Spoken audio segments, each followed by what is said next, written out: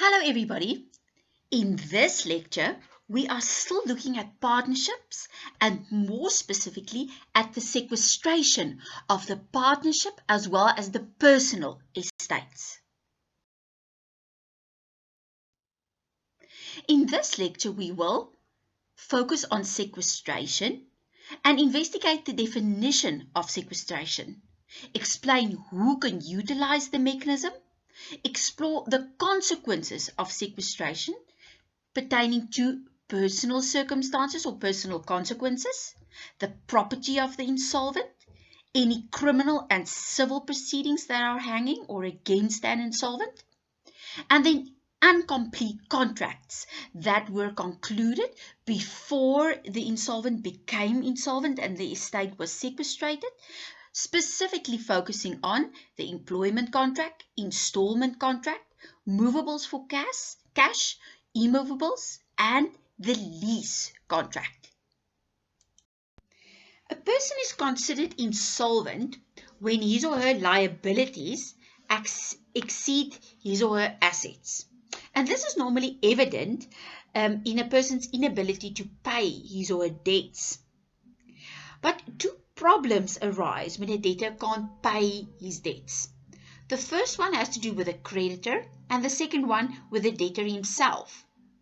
Those creditors who act fast will be able to get most of the debt that is owed to them back from the debtor. But the remaining creditors who did not act as fast will then receive very little or nothing at all from the debtor. And the debtor may feel that he is never able to overcome his debt because the creditors will always be ready to attach any asset that the debtor may acquire.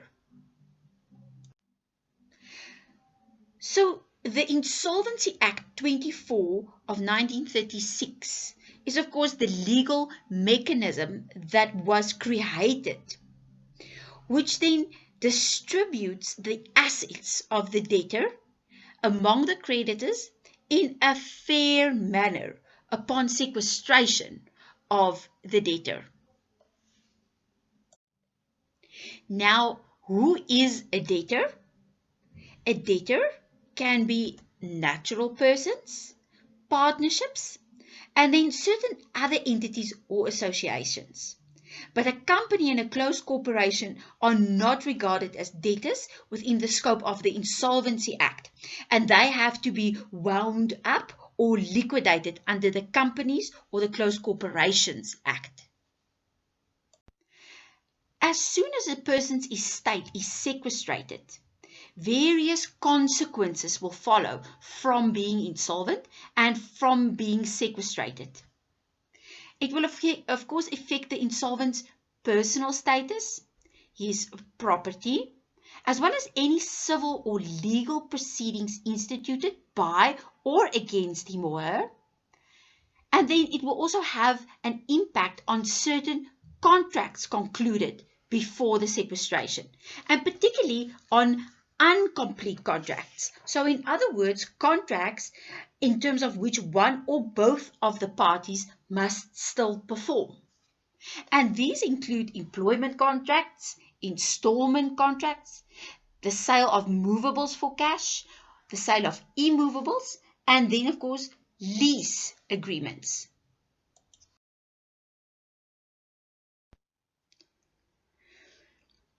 So what are some of the consequences of sequestration on the insolvent? Firstly, let's look at the personal consequences of sequestration for an insolvent. Well, the first thing is that an insolvent is not allowed to hold certain offices. So, for example, an insolvent cannot be the director of a company. And an insolvent also needs the written consent of the trustee to do business as a general dealer or manufacturer, and also to be employed in such business. Furthermore, the insolvent will need the written consent of the trustee to conclude certain contracts that may negatively or adversely affect this insolvent estate or the insolvent's contributions to this estate. And the insolvent can, of course, not sell anything from this insolvent estate. So what is the impact of insolvency and sequestration on the property of the insolvent? The insolvent loses ownership. The insolvent will lose ownership over his estate as it will vest in the master and then in the trustee as soon as one is appointed. As is the case, well, as mostly is the case in law, there are exclusions, and exclusions you will find on pages 473 to 474 in your textbook. Property that is excluded from this sequestration and from the insolvent estate.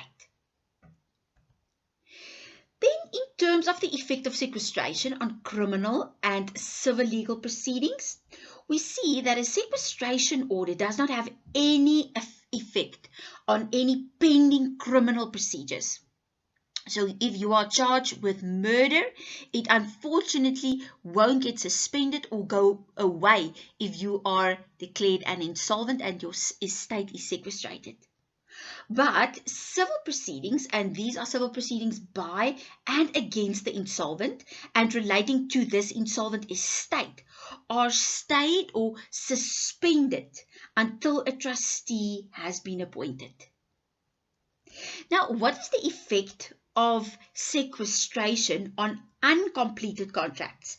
And uncompleted contracts are contracts in terms of which one or both of the parties must still perform.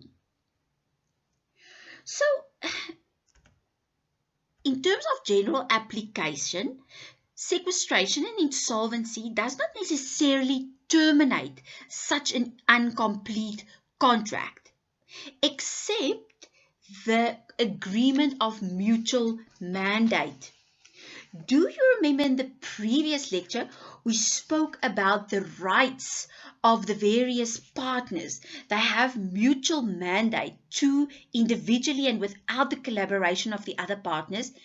They have the capacity to perform any legal act concerning of the administration of the partnership. But once one of these partners have been declared insolvent, this mutual mandate terminates. So in cases where the insolvent has already performed towards this contract, the trustee may claim performance from the other party.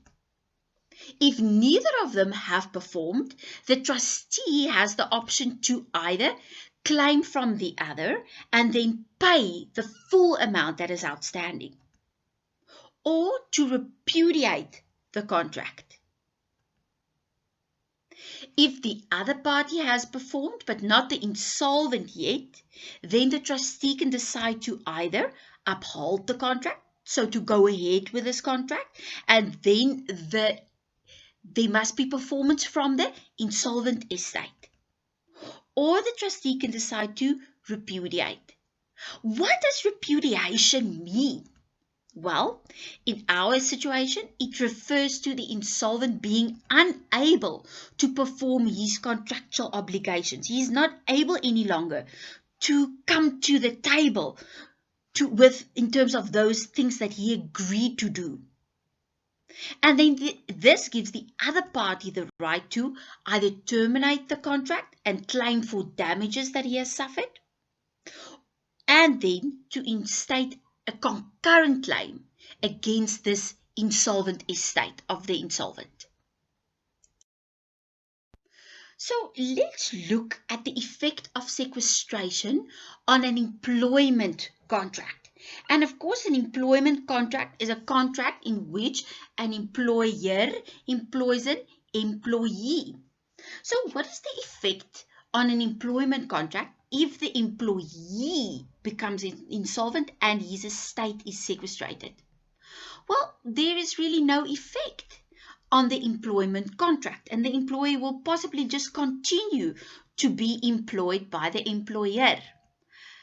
But there are always certain exceptions. And on page 475, 28.4.4.1, you can go and read the exceptions to this general rule. In terms of the employer, what happens when the employer becomes insolvent and the estate sequestrated? Well, firstly, there will be no remuneration. So the employees will not be paid, but they should then also stop rendering their service. They should stop working. So in effect, it means that the employment contract is suspended. The employee will have a claim for the wages that are in arrear, as well as for any damages that he has suffered. And then often the employment contract will be terminated, but this can only happen after consultation with the employees and with some of the various trade unions.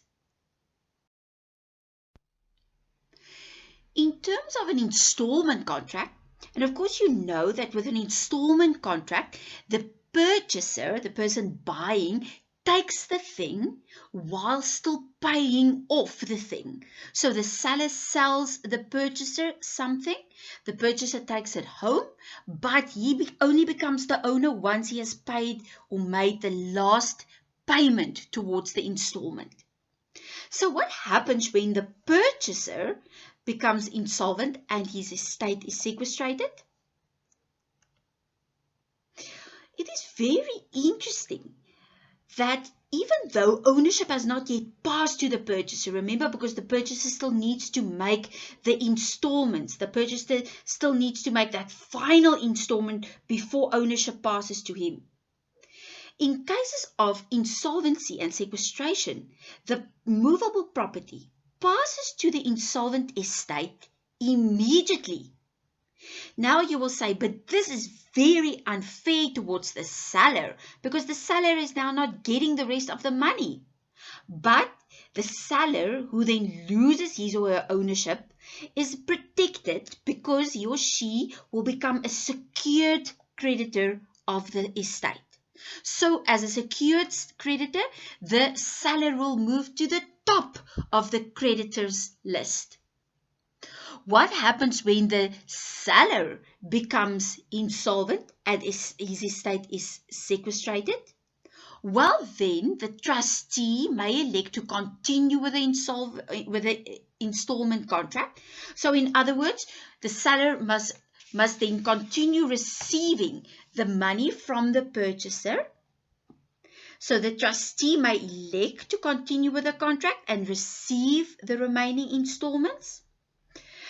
However, if the trustee decides to repudiate, to end the contract, and to recover the property from the purchaser, because remember the ownership still vests in the seller, the purchaser will then have to be content with a concurrent claim for the return of the installments that he has already paid. So if the trustee decides to repudiate, he must recover the movable thing, the thing that the purchaser has bought from the seller. He needs to recover it, and then the purchaser merely has a concurrent claim for the installments that he has already made. So what is the effect or consequences of insolvency and sequestration on goods delivered but where the payment of the price is still outstanding? So this is not an installment contract, but you have delivered the goods to the purchaser or the buyer, and the buyer now needs to give the money, the payment of the price. So when the purchaser becomes insolvent and his or her estate sequestrated, if the goods were delivered, in other words, and the purchase price not yet paid, the seller can claim back the goods within 10 days. Very important, within 10 days of delivery, by notifying the insolvent, the trustee, or the master in writing. Because remember, The seller now has to tell the insolvent estate that that purchase has not been paid for, and therefore he is going to take it back because he has not yet received the purchase price.